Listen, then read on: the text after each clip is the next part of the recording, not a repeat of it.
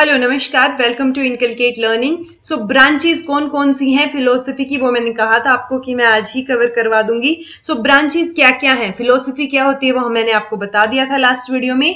सो axiology, metaphysics, epistemology, logic, ethics, aesthetics और political philosophy. तो ये 7 ब्रांचेस तो आपको पता होनी ही चाहिए। कई बार पॉलिटिकल फिलोसफी के साथ साथ आपको हिस्टोरिकल फिलोसफी भी पता होनी चाहिए, वो भी मैं एक बार बता दूंगी।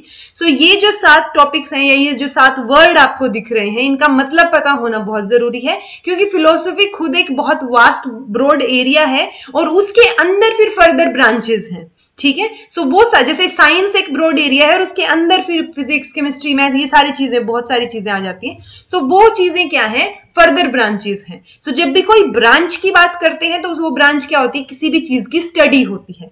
यानी कोई भी चीज की स्टडी, मान लो स्टडी ऑफ ए, वो क्या है, एक्सियोलॉजी। स्टडी ऑफ बी क्या है, मेटाफिजिक्स। सो ऐसे क्या होंगी, वो स्टडी होंगी डिफरेंट डिफरेंट। सो वो हमें पता होनी चाहिए। सो एक्सियोलॉजी की अगर हम बात करें तो वो क्या होगी, study of nature of values.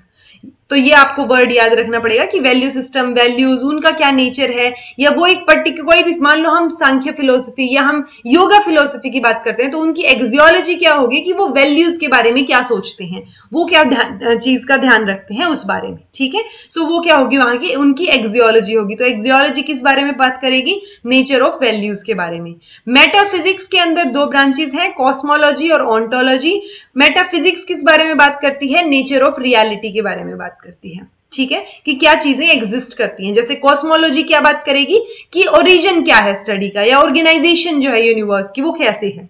सो क्या चीजें हैं, कहां से ओरिजिनेट हुई हैं, क्या रियलिटी क्या है, उसकी बात करते हैं। ऑन्टोलॉजी नेचर ऑफ एग्जिस्टेंस की बात करेगा। So nature of existence plus universe का जो ओरिजिन है, एग्जिस्टेंस, उसको मिला देंगे तो वो क्या बन गया, एक मेटाफिजिक्स बन गया।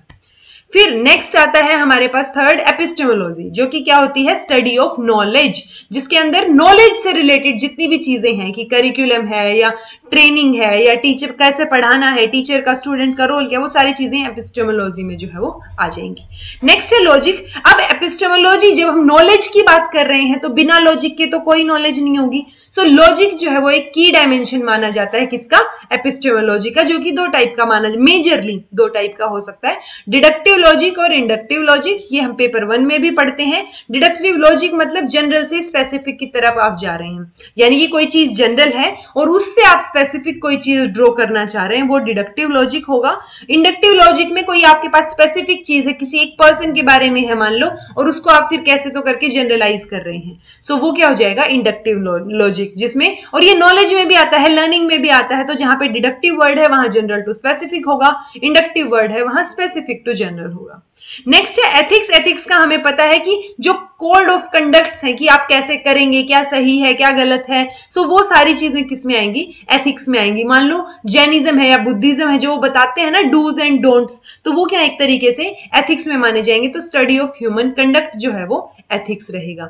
एस्थेटिक्स क्या है, नेचर किसका, ब्यूटी का। तो जब आप ब्यूटी की स्टडी करते हैं, इसको हम यूजुअली आर्ट के रूप में भी ले लेते हैं, तो जो आर्ट, म्यूजिक, ब्यूटी, तो वो सारी चीजें किसके ब्रांच में आएंगी, एस्थेटिक्स की ब्रांच में आएंगी। ठीक है, जैसे फैशन एस्थेटिक्स है, सो फैशन से रिलेटेड ब्यूटी हो गई। तो ऐसे बहुत सारी चीजें अगर हम आज की टर्म्स में बात करें, बट हम जब फिलोसफी की टर्म्स में बात करते हैं तो जो अलग अलग फिलोसफीज हमारे पास है, चाहे वो इंडियन है या वेस्टर्न है, उनका एस्थेटिक्स क्या है, वो ब्यूटी को क्या मतलब मानते हैं, उसके बारे में बात होती है।